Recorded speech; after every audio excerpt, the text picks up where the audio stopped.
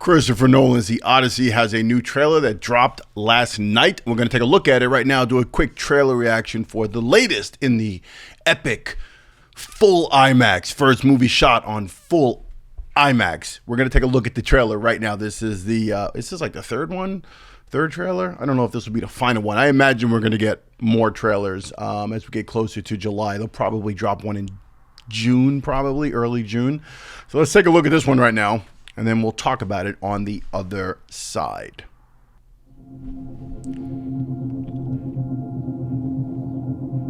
I love that logo. Tell me what you remember. A wife.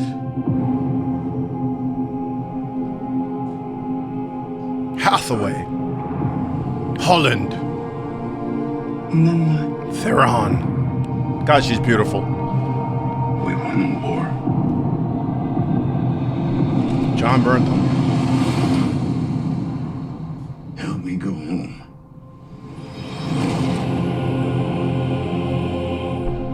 This is a household waiting for master. Patterson. I want you to choose me. Ithaca's king is coming back. No, he's not.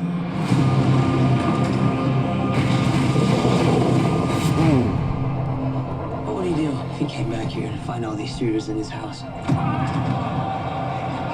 They're pining for a daddy you didn't even know, like some sniveling bastard. Wow. Who's looking after your wife and son? Do you see? My dad is coming home. Bringing vengeance. Bringing it all. Charge! Troy type of stuff. Whoa! The size of these dudes. Oh! I need everyone in this party dead. I can still save them. You're a man who needs to control his fate. But you cannot control this. That world is gone. No one could stand between me and home. Nope. I'm gonna get home. And the gods. Oh. Oh.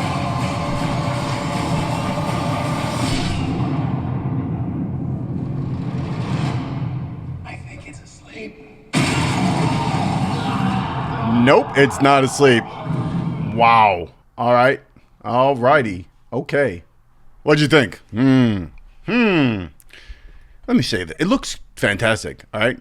I think these are the first time we see Charlize Theron, right, in this. I don't remember if the previous trailer had. But let me just state at the beginning, before I get into something that's on my mind when it comes to this trailer and the reaction, but I think she would have made a great Helen of Troy. I'm a huge Charlize Theron fan, and I think she's one of the most beautiful women on the planet. So perhaps what that is, but she does fit the depiction based on the description in the whole whatever, right? Which brings me to the obvious, where is Lupita Nyong'o and Zendaya, who are both cast in this film?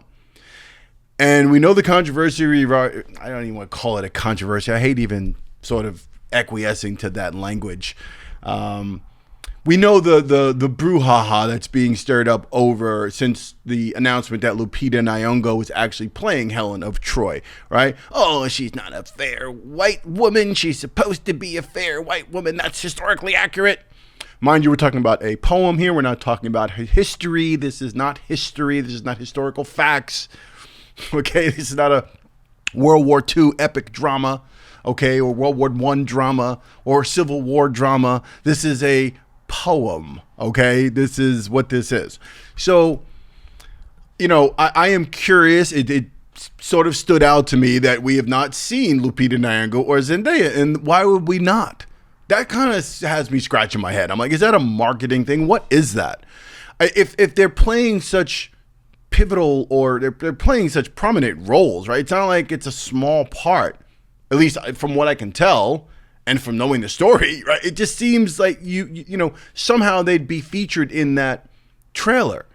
That's just what it seems to be. I don't know how they're not. They've got everyone else in there, and you can see everyone in there clearly. And yet, so I don't know. It begs the question: is this Nolan sort of folding a little bit to the pressures of the racist out there, or the people, who are up in arms over this, the random people who go to movies who don't know shit about movies anyway, and they want to nitpick whether or not a black woman is playing, like, whatever.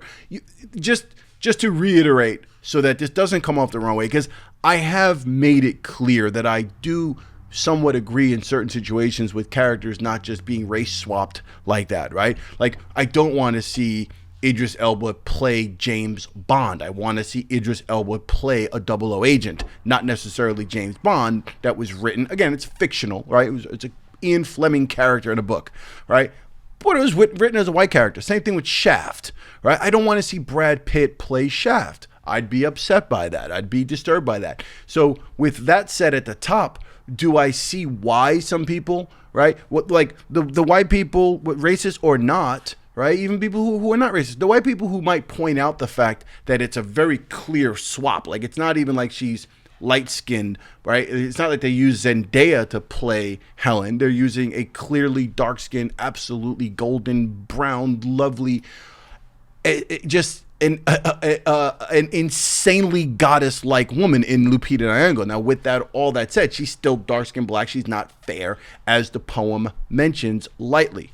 So I understand all that. I just think that there's a point where we need to get past it. I heard one video, one of these conservative black, Stephen, House, whatever you call her, talking about suspension of disbelief and all these. I'm like, the whole movies in general are suspension of disbelief, right? It's a movie we're going to, right? These people act like the world is changing because a character is swapped like that as something happens. Now, remember that Nolan is also, like, he's telling this story a particular way. He's telling this poem a certain way and trying to bring you into this world and using a bit of creative license, obviously, to do so, and his storytelling abilities to do so. Like, this is not about the race thing, and I wish we could just get past it, honestly. I wish we could. It sort of throws me a little bit that they're not in the trailer. Like, that just seems weird, especially like Zendaya is, like, right now, like, up here. She's like A list, right? And she's all over the place, and she's absolutely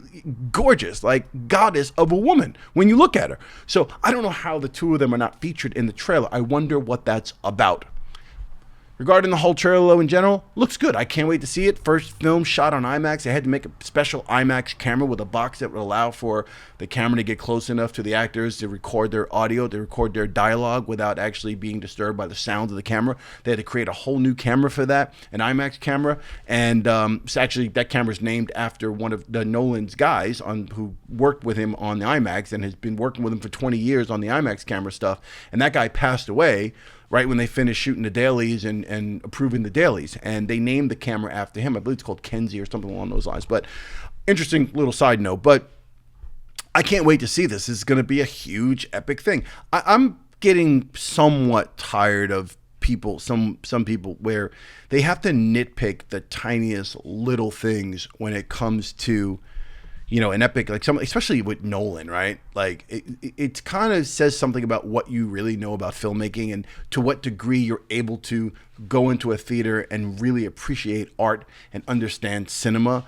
If you have to, like, drill down on every tiny little thing when it comes to, especially a Nolan film, right? Like, you don't get Nolan. That's just, you're just not too bright, right? You're not a real cinemaphile. Like, if you don't appreciate Nolan, doesn't mean you have to like every Nolan film or you have to not find your issues within Nolan films. Plenty of people have, but to write him off as like he's not a great director or to play like his films aren't extraordinary to look at, especially in the theater. Mind you, I talk to people who don't even fucking go to the movie theater to see these films, and yet they're critical of Nolan. It's a little ridiculous to say the least. But anyway, going back to this trailer, it looks great, looks fantastic. It is a definite IMAX theater must see. This one, you're gonna have to wait online or do whatever you got to do in online and try to snag those tickets. But you definitely need to see this in IMAX theater. If you're fortunate like me and you have an actual true IMAX projector theater, there's only I think 13 or 14 in the world. If you're lucky enough like me to be near one, I recommend going. If you had to travel an hour or two to get to that theater, I would do it. All right, so see this in IMAX. The trailer looks great. I'm a little curious about why Lupita and Zendaya are not in the trailer. Give me your thoughts below in the comments. If is this something that's going to bother you about the film? Are you one of the people who's really going to be disturbed by this? It's going to really get your underoos in a twist, and you're going to be upset about it, or you're somebody who doesn't give a shit, and you're like, you know what? It's a movie. Let's go enjoy it. All right. Let me know in the comments if you're wondering though about why they didn't show up in the trailer. I'm just curious about that. I'm just curious. That's all I'm saying, Chris. That's all I'm saying. I'm wondering what's going on. Anyway, That Guy Talks Movies. I will see you on the next one. Like the video on the way out. Comment, subscribe if you're not yet subscribed. I'll see you on the next one. Peace.